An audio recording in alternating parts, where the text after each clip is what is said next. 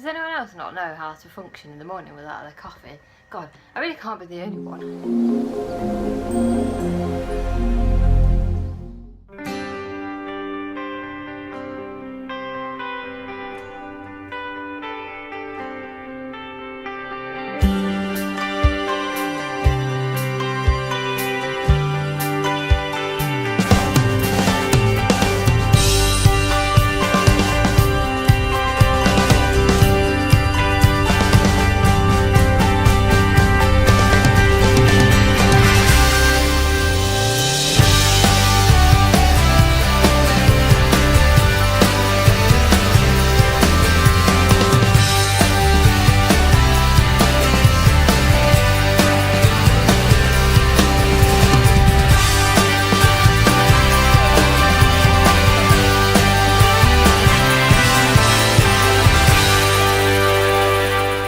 Hi guys, welcome back to my channel. So I thought today that I would sort of go through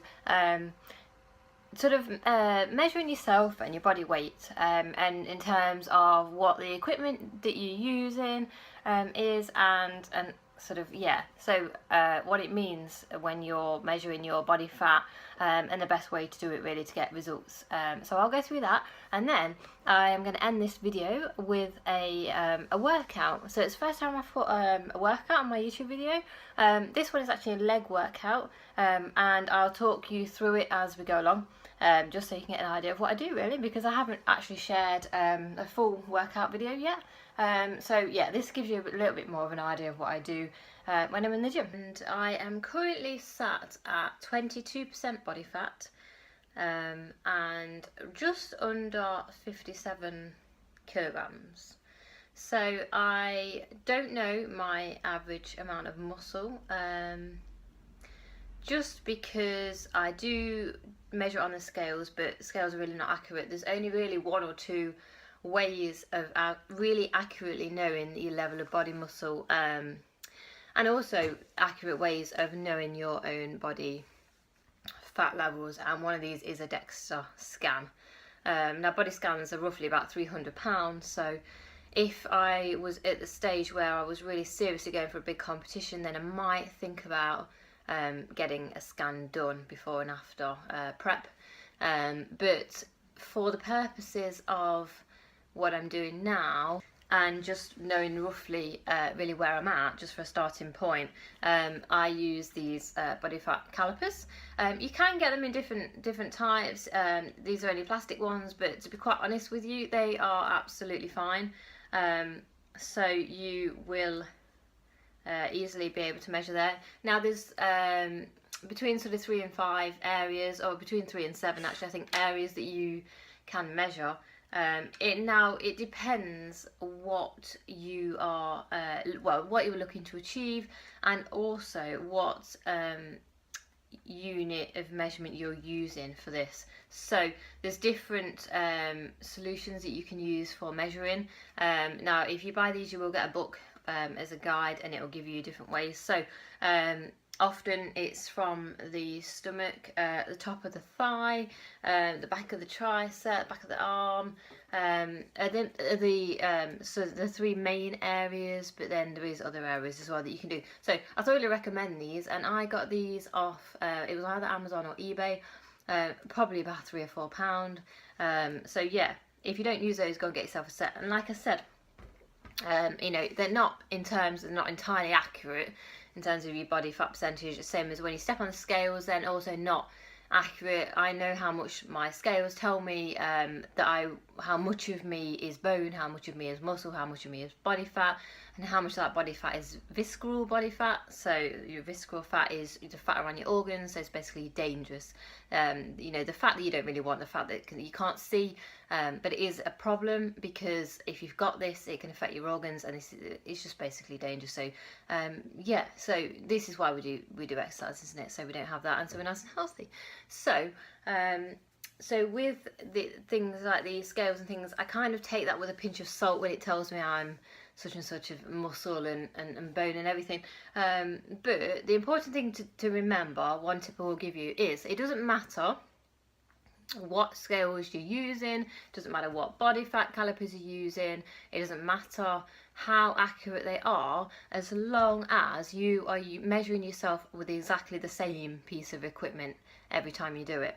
So what we don't want to do is use one set of scales one week and a different set of scales the next week, or plastic body calipers one week and a different make in metal body calipers, or electronic body calipers, it's really hard to say, body calipers the next week, because each bit of equipment will give you slightly different reading, and you need consistency, right? Consistency is what does it. So I know that my scales, they're not really they say that I'm X amount in percentage body fat.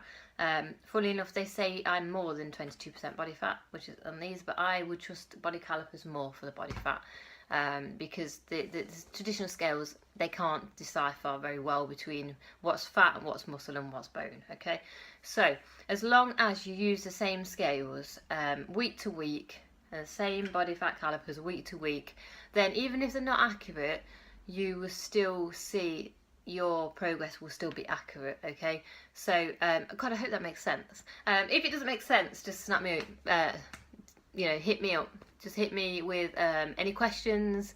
Put a comment in this video. Email me. You see the link in my bio. I'll put my website up here for you, and my Instagram too if you found me through YouTube. So yeah. So this is my leg workout. I always start off with the most compound exercise. So I started off with squat. So the main thing about squat then is to try and go as low as you can. I try and go as low as I can do here. I always start off on a slightly easier weight, sometimes even do a couple of warm-up sets.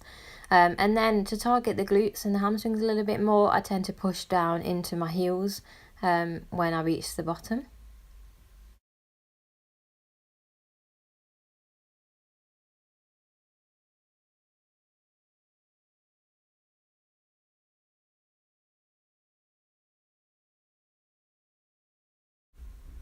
I then moved on to walk backs on the cable. So try and do a heavy enough weight that it is difficult to walk back. So you want to be nice and slow when you are walking back. So ideally the weight shouldn't be trying to pull you back forwards as you're trying to get backwards. And again, try and do a weight where you can control the walk back to put the weight back down. This can be really difficult, but the slower you go back, the more you'll feel it on your quads. So yeah, this is a great exercise for targeting the glutes, the hamstrings and the quad too. And I do 3 or 4 sets of these, usually between 10 and 12 reps.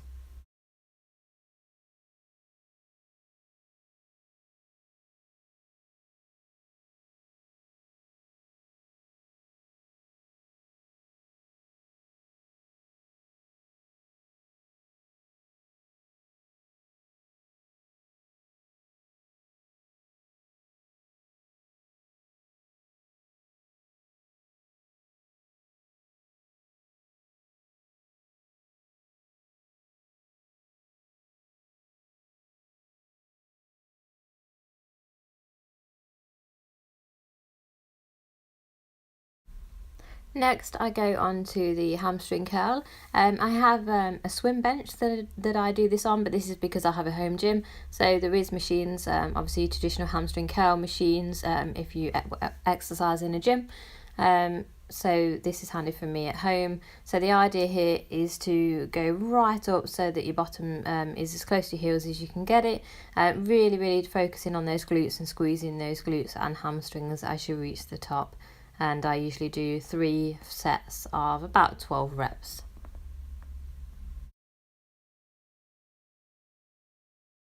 So then I moved on to hip thrusts. Now I did this banded, and the different bands I've got are different thicknesses. So I use a heavy band for this one. And I chose to do this without weight this time, just because I wanted to make my session a bit more sort of cardio focused. So on this one, with using no weight and just using the banded, I do a lot more reps and more sets as well. So on this one I did 4 sets, and each set had 25 reps in. So try and do with a range of 15 to 25 reps if you can do as many as you can, go to failure if you can on each set. And it's really crucial that you are pinching your bottom and your hamstrings at the top, and also pushing through your heels, because it just targets your glutes a little bit more.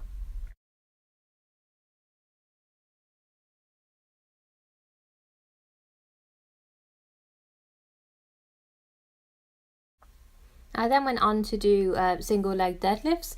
Now I'm holding a plate weight to do this. I chose to do this rather than the more compound Romanian deadlifts, or straight leg deadlifts as they're also called. This again was because I was doing a more cardio focused session, so I wanted to decrease my weight and increase my reps, just make it a bit more fast paced. So on this one you'll see that I've also done it banded. So this helps to activate the glutes, and just focuses slightly more on the hamstring as well. So the important thing to note with this exercise is to make sure you try and keep that front leg as straight as you can, and you need to be putting the other leg back as far as you can, until you feel the pull in your hamstring. So make sure that on every rep that you are feeling that pull go down your hamstring, and also when you stand back upright, make sure that you are squeezing those glutes. So finally I went on to the banded squat walk. I am still using the heavy band for these, and I basically go to failure or almost to failure, which doesn't take very long on these. They're very difficult, so they really target your glutes and your hamstrings and also your quads. So the idea is with these is to try and keep your back nice and straight and try and be in the correct squatting position.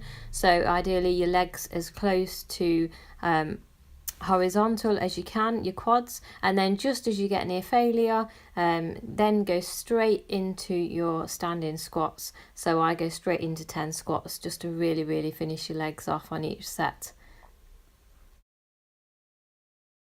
So again, this is a more cardio focused leg workout.